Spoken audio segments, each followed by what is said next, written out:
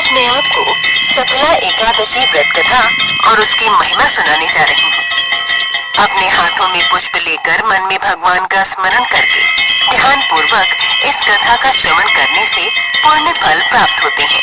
सफला एकादशी व्रत कथा। चंपावती नगरी में एक महिष्मान नाम का राजा राज्य करता था। उसके 4 पुत्र थे। बड़ा राजपुत्र लुम्पक महापापी था। वो हमेशा बुरे कामों में अपने पिता का धन नष्ट किया करता था। सदैव ही देवता, ब्राह्मण, वैष्णवों की निंदा किया करता था। जब राजा को अपने बड़े पुत्र के ऐसे कुकर्मों का पता चला तो उन्होंने उसे अपने राज्य से निकाल दिया। तब वो विचारने लगा कि कहाँ जाऊं, क्या करूं। अंत में उसने चोरी करने का निश्चय किया। दिन में वो वन में रहता और रात्रि को अपने पिता की नगरी में चोरी करता तथा प्रजा को तंग करने और उन्हें मारने का कुकर्म करता। कुछ समय पश्चात सारी नगरी भयभीत हो गई। वो वन में रहकर पशु आदि को मारकर खाने लगा। नागरिक और राज्य के कर्मचारी उसे पकड़ लेते, किंतु राजा के भय से छोड़ देते। वन में एक अति प्राचीन विशाल पीपल का वृक्ष था।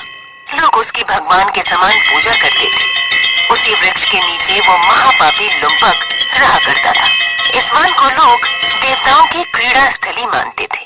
कुछ समय पश्चात पौष कृष्ण पक्ष की दशमी के दिन वो वस्त्रहीन होने के कारण शीत के चलते सारी रात्रि सो नहीं सका। उसके हाथ पैर अकड़ गए। सूर्योदय होते होते वो मूर्छित हो गया। दूसरे दिन एकादशी को मध्याह्न के समय सूर्य की गर्मी पाकर उसकी मूर्छा दूर हुई। गिरता पड़ता वो भोजन की तलाश में निकला। पशुओं को मारने में वो समर्थ नहीं था, अतः पेड़ों के नीचे गिरे हुए फल उठाकर वापस उसी पीपल वृक्ष के नीचे आ गया। उस समय तक भगवान सूर्य अस्त हो चुके थे। वृक्ष के नीचे फल रख कर कहने लगा, हे भगवान, अब आप ही के अर्पण है ये फल, आप ही तृप्त हो जाइए। उस रात्रि को दुख के कारण रात्रि को नींद भी नहीं आई। उसके इस उपवास और जागरण से भगवान अत्यंत प्रसन्न हो गए और उसके सारे पाप नष्ट हो गए। दूसरे दिन प्रातः एक अति सुंदर घोड़ा अनेक सुंदर वस्तुओं से सजा हुआ उसके सामने आकर खड़ा हो गया। उसी समय आकाशवाणी हुई, हे राजपुत्र, श्री नारायण की कृपा से तेरे सारे पाप नष्ट हो गए।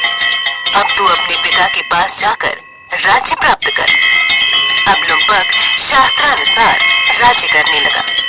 उसकी स्त्री, पुत्र आदि सारा कुटुंब भगवान नारायण का परम भक्त हो गया।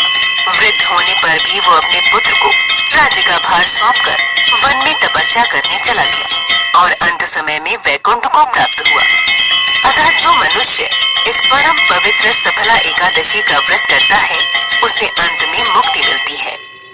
इस सफला एकादशी के महात्म्य को पढ़ने से अथवा श्रवण करने से मनुष्य को अश्वमेध यज्ञ करने का फल मिलता है।